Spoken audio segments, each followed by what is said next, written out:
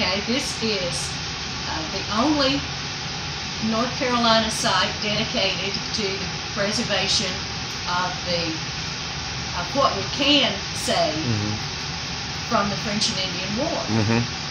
This fort was built at the direction of then Governor Arthur Dobbs. He sent his instructions for how this was to be built. He said it was to be built on a little rise. And most people think, in fact I thought for a long time, that they cleared this little hill out here and used the logs that they cut to build the fort, but that's not true. They used the logs from the woods back here and across the road. This little hillock was already bare. Well, it had weeds and such. Right. And the grasses, they said, were as tall as a tall man. Wow. So the grasses could have been at least 6 feet tall. Wow. About as tall as corn stalks would get. Yeah, yeah. In fact, when the DAR, the Daughters of the American Revolution, decided to save this site, this field was planted in corn. Now that was back about the 1900s, because late in the 1800s, the DAR had decided that their mission as an organization was to preserve history. Right, right. So they went about this state, and I'm not sure about others, but I know throughout North Carolina, they went about trying to preserve historic sites. Wow. So through their efforts, they amassed 33 acres. Wow. And they knew that this was the site of Fort Dobbs. There was nothing left of it by the end of the 1800s. Okay. But they knew that this was where it was. So they bought this land. They actually moved these 3 cabins here. Okay. We use it as a visitor center. Right. There's an office over here. So where were these cabins originally? These cabins were on up in the northern part of the county. Okay. And a man up there named Pinckney Summers gave them to the DAR, and they moved them down here. They put them together, as you see today. And this was actually their meeting site for the DAR. Wow. For many years, up until the mid-60s. I think it was about 1966. They gave this site to the state with the caveat that it was to be a historic site in perpetuity. So the state can't sell it. Right, right. And that's a good thing. Oh, yeah. That's a good thing. Because historic sites are going away. People don't care. That's right. They don't know their history. That's right. That's right. So they're repeating it. That's exactly right. But this site, we have found the actual site of the fort through archaeological digs. There was nothing left above ground, but below ground, if you know what you're looking for, you can find where buildings sat. You know that this was it. They found the well shaft because they knew. Now, is that what's over here? Well, no, it's actually inside the fort that's being rebuilt. Okay. They had to cover it over. Oh, okay. Okay. But they knew that the fort had an inside source of water. Now, on this property, there are 2 creeks to the north and south. But if you had heard rumors of Indians in the area, or Native Americans, Cherokee mostly, you didn't want to be caught out at the creek, out at the watering site, so you got water from the inside the fort. So why wouldn't you want to be caught by the Native Americans? Would they engage in conflict? They would. At times they were allied with the provincial soldiers, which these were at the time. This was pre-Revolutionary War, so this wasn't America yet. Right. This was still a province and belonged to England. In England, right. Yeah. Well, the French wanted this area. So the French aligned with some of the Native Americans because the Native Americans were upset provincial soldiers had killed a lot of Native Americans in an unprovoked attack. So they were retaliating. Right. They were always on the defensive end. Yeah, they were associating with the French because the French wanted the English out. Right. And they hated the English. English. Still do. Yeah. Sometimes we don't learn from history. That's right. That's right. But, and that's where the name French and Indian came from. It was French and Indian on this side, English and provincials on this side. Oh, I gotcha.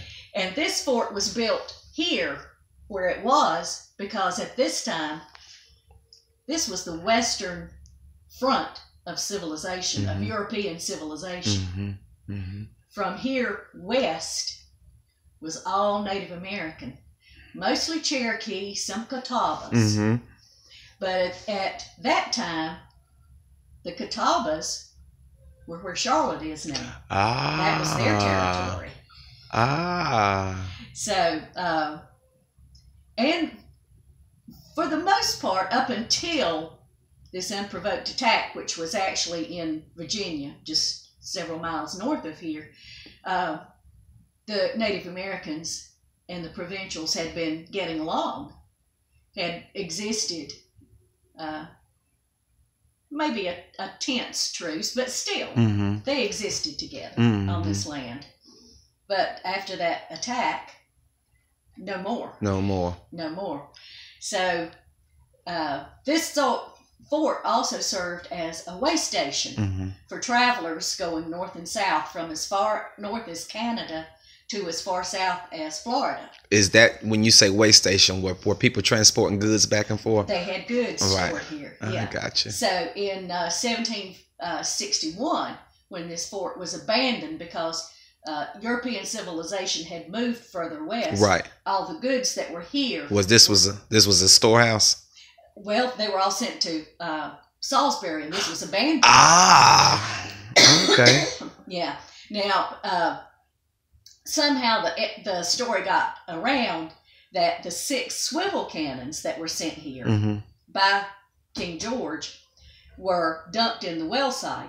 Well, now those provincials were way more pragmatic than that. They're not going to waste that much iron. Right. So we don't really know what happened to those. This swivel cannon you see here, this half-pounder cannon, is original. We don't know, we cannot say definitively that it was here at this site, but it could be. Wow. And when you think about it, history is very personal.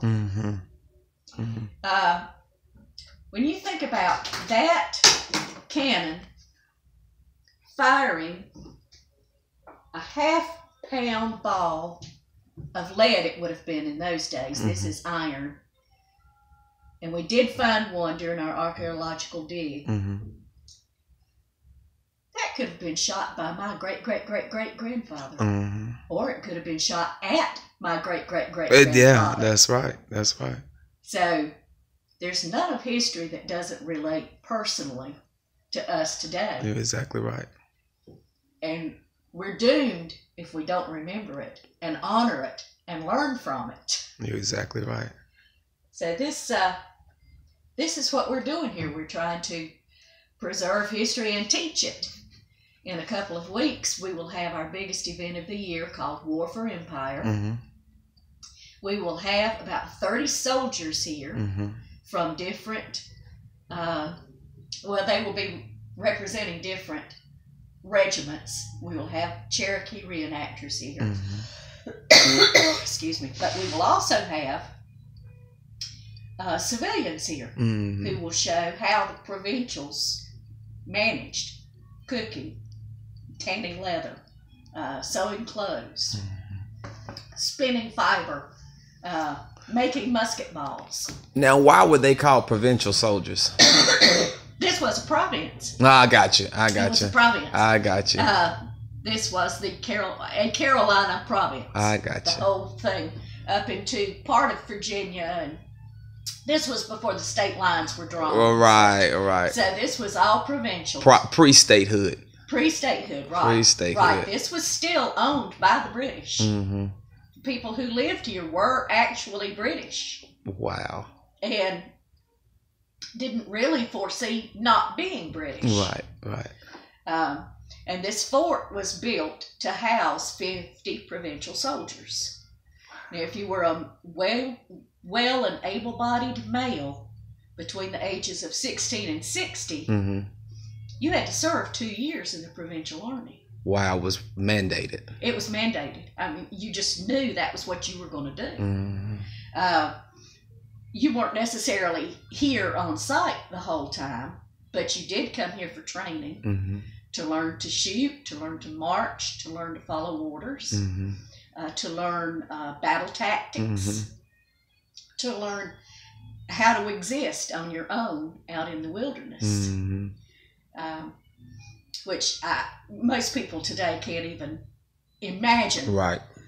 what that took to do.